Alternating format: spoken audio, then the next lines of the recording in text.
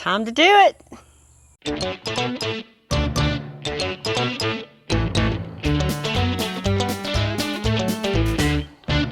Okay, y'all, so as you can see, I'm out here on the porch in the rocker, and pretty much my hair is fried, dyed, and laid to the side because it is after 5 o'clock in the evening and it is still about 80 degrees outside with a feels like of 327.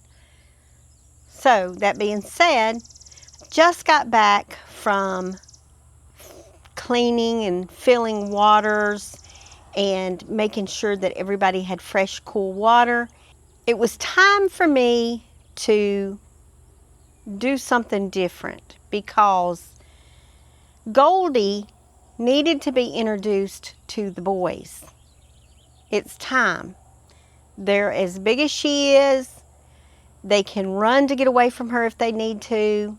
And, well, PETA Milligan over at Milligan Farms told me, Catherine, it's time. It's time that you introduce them. So I hung my head and I did it. The problem was when I was trying to get her out of the man gate on the pasture into the pasture with the goats, there was a storm brewing back that way. I'm over there. Tony is in his building working, and he was still working on that bathroom for me. So I went and locked the goats into the little pen with the emu boys, and I tried to coax Goldie out of the fence. And this is the part I didn't get on video. Thank goodness. Because Goldie was almost out, and Yeti and Sophie decided they wanted to come out and go see Dixie. So I was trying to get them back in, and half the chickens come out. So I got everybody back in, and by that time Goldie had made it back to the big barn. So I went and turned the goats out and said, I'll try again later because there's a big storm coming. Well, when I turned around, Goldie is at the man gate wanting out to go across and eat because Goldie loves her some cracked corn and she knew I had it. So I decided, well, let me do it like this. Let me just go ahead and get Goldie across, since she's the only one at the man gate right now, and just open the gate just enough for Goldie to go through and eat, and just kind of leave the goats alone because there's a storm coming and the goats are going to want to go to their barn. Just as soon as I cracked that gate, all the goats escaped. And now Goldie is out. All the goats are out. And there's a storm coming, and I look up and it's lightning like crazy. This turned into a fiasco really quick. The only thing I could do was yell, Tony! And so here come Tony running, and he had him a little bucket of feed, and he said, we'll get him up, don't worry, we'll get him up. And I said, yeah, but it's lightning. And that storm was just really brewing. I'm telling you, it was coming fast, and I knew it. And here we are at the pastures trying to get Goldie and the goats in now, and it's lightning, and the gates are metal. So if you know anything about me, just think when the thunder roars, go indoors. I'm horrified of lightning because when I was a kid, I might have got a little tinge of shock from a lightning bolt. And then as an adult, there's a funny story about lightning and a toilet. But anyway, we'll save that one for later. So I just have really bad luck with lightning. So anyway, he gets there and all the goats just go right in for him. And here goes Goldie. She's following me with the cracked corn, and she goes in, and it literally took 45 seconds maybe to get them all in the pasture. But y'all, This is what happened when I put Goldie in there. I went to the house, got out of the storm really quick, and then when I got back out there, Goldie was miserable. And honestly, I thought Goldie was about to jump that fence. So here's what happened.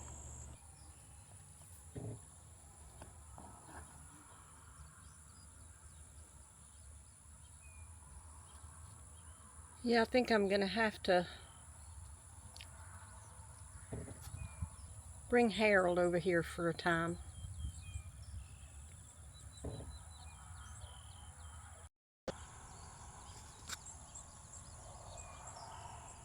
She's not really happy without Harold. It was hard getting her across to get her away from him too. But it's time because the boys are almost as big as her. So it's time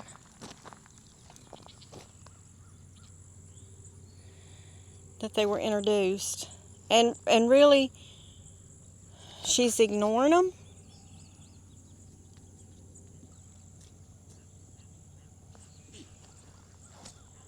Ooh, she knows where the gate is, huh? All right, no jumping fences here, girl. She's not a happy girl. All right, that just really makes up my mind. I'm gonna go get Harold and put Harold in with her. Because clearly, she's gonna end up jumping the fence. So I decided I'm gonna go get Harold. Now, Harold weighs, oh gosh, Harold's not your typical wild turkey that weighs 22 pounds. Harold has been here since we've been here, and he's fat, he's ornery, he's got spurs that long, and he will fight you. So I go to the barn, and they ain't nothing to it but to do it. I jumped him and got him and grabbed him and put him on the side-by-side with me and held him on the side-by-side. It was all I could do to get on that side-by-side with that heavy turkey. He weighs as much as a sack of feed, I promise you that. But we get on the side-by-side, we get to the house, and I holler again for Tony. He come out and I said, hey, let's clip his wing, because the last time I tried to put him in that pasture, he escaped. He flew right out. So we clipped a wing. And in the meantime, Goldie is walking up and down the fence. She refuses to eat anything at this point. She doesn't want to have anything to do with anybody, and she's breathing through her mouth, and she's just really frantic. So I just simply put him over the fence. The minute she saw him, y'all got to see this. This is what happened with that. I brought your fella. Oh, yeah. Mm-hmm.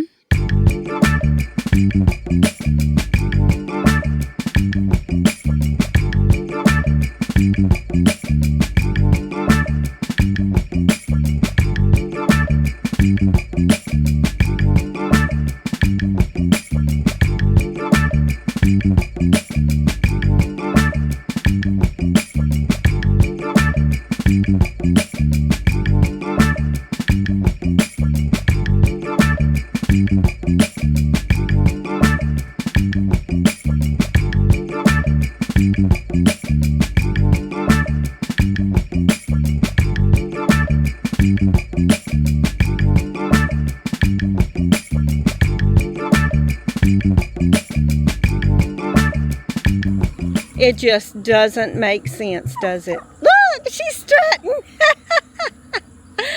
Oh, sweet. You can see we've got a storm back there.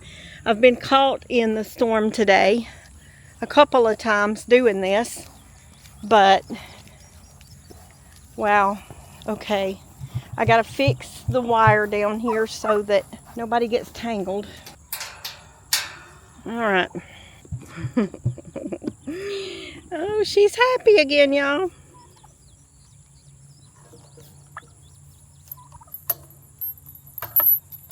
That just solved her problems.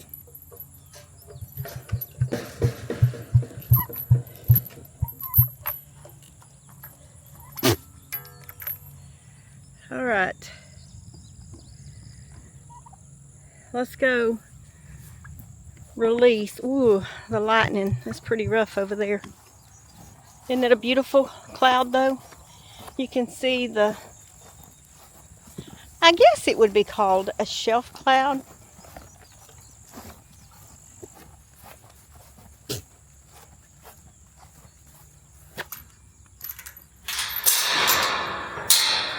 All right. Let's open this. Oh, I gotta get this feed up first.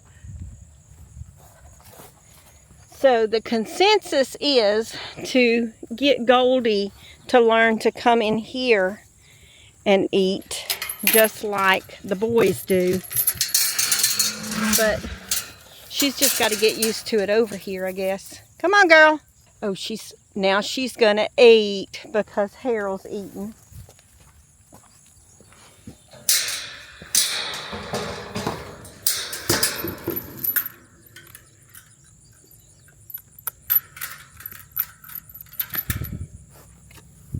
Y'all, she was kind of freaking out. That did not go like I expected because she wasn't going to stay in there without Harold. So I did, with the help of Tony. Harold weighs a lot. He's not a typical bird.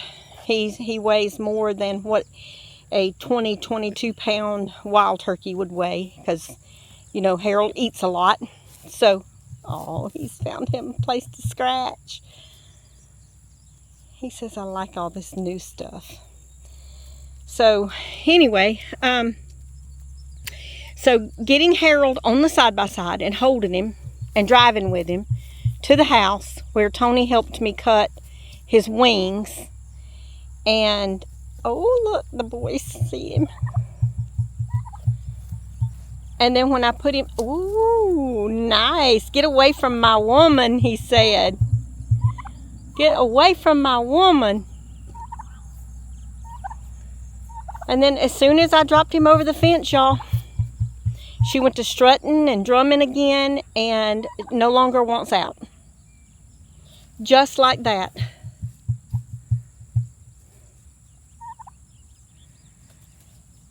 And see, I really wanted to introduce the boys to her and let her be picking a man. But y'all, she has picked her man. There is no way that we are going to get emu chicks off of Harold. Look how red his head is. Look how red that head is. He says he is going to, he's just going to be in there with his gal. You want some of this? You want some of this food?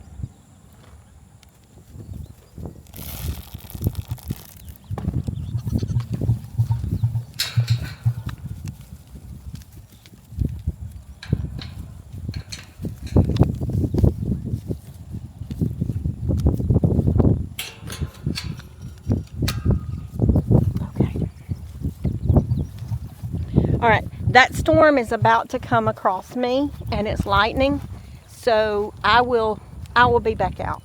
So now it's been a day and I went out this evening to fill the waterers. There's Goldie and Harold, and Harold's standing in the water tank.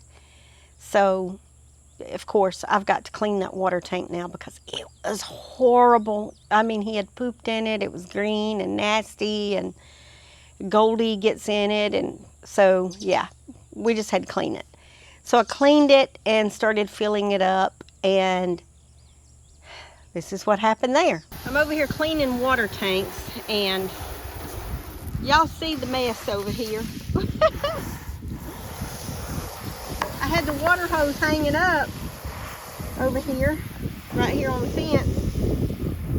And Goldie came over here and she wanted her time under the hose. The boys are over there at the barn. Goldie's here. Of course, Harold's over there. He's trying to chill out in the shade. He's hot too. I've already squirted him.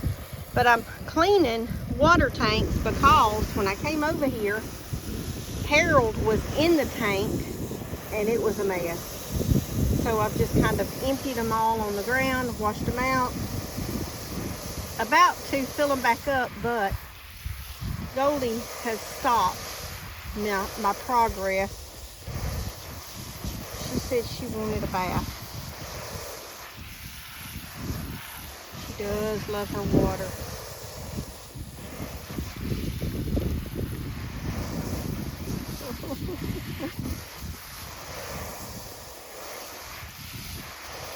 Goldie, I'm glad you're enjoying that.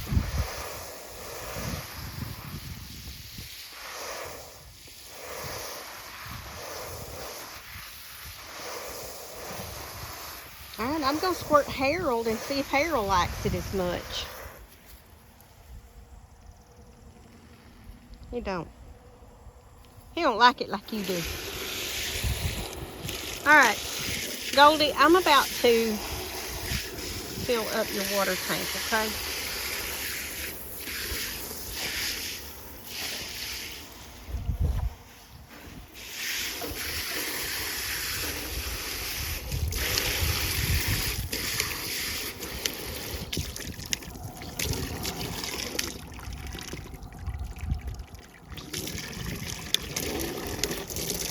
I don't know which one puts out the most water. I think that one, because it's like running water.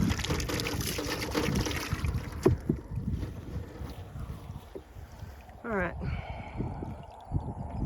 I took your hose from you, Goldie. She said there's plenty on the ground. Plenty on the ground. It'll be filled up in a minute, Goldie, and I can squirt you again. But y'all see, she's perfectly content over here as long as Harold's over here.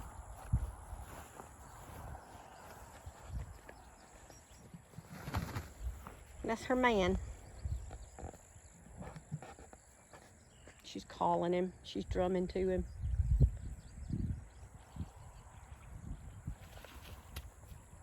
She's saying, come join me in the hot tub, Harold. Because it really was hot. Got to put her some cool water in there.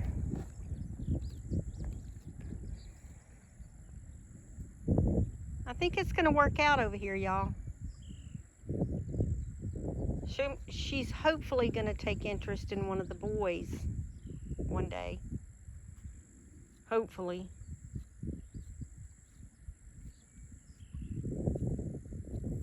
Right now, she said, they're just children.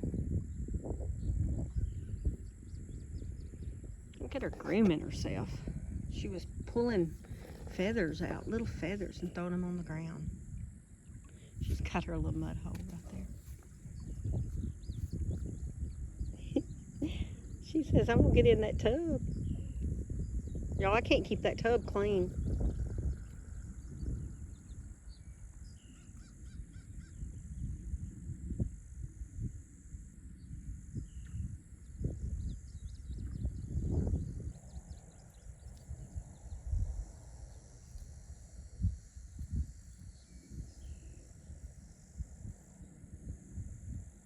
I don't know what Harold did to brainwash that child.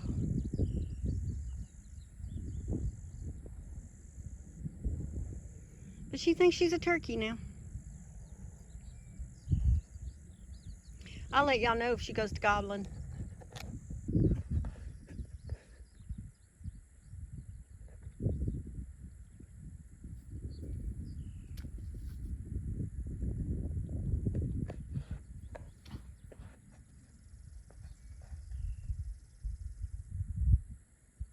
So now all is well in the world of Goldie and Harold.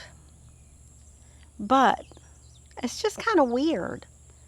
I mean, is she going to eventually take to one of the emu boys? Because right now she runs them away from Harold.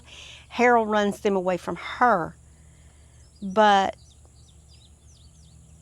I know it's a weird situation, and I'm just really hoping that one day she'll see that she is not a turkey, and he'll see that he is not an emu, and that they are the extreme odd couple, and this is just weird, and they need to stop it. But in the meantime, I'm going to let them be happy. I need her over there with the boys, but she's still got to be happy. So Harold is happy. The other gobbler's happy because he's got the chickens to himself. But that being said, everybody is happy in their space now. And Harold and Goldie are happy because they don't have to share their food with anyone when I feed them two together. So, hey, they're good to go. I've got it all worked out. I feed the boys and lock them into the little pen. They eat, and then I will open the gate, and all the goats will come in thinking they're going to get some scraps. And so I'll feed them their food over there and lock them in there. And while they're locked in there, I feed Harold and Goldie by themselves. So everybody gets their own food by themselves, and everybody's happy. Now, is it chaotic when I'm feeding? Yes, it's very chaotic, but it doesn't take long. It doesn't take any longer than I did before. They're happy. Goldie is strutting around Harold, and she's happy, and everybody's happy. Everybody's happy on G&G Farms. Mission is accomplished.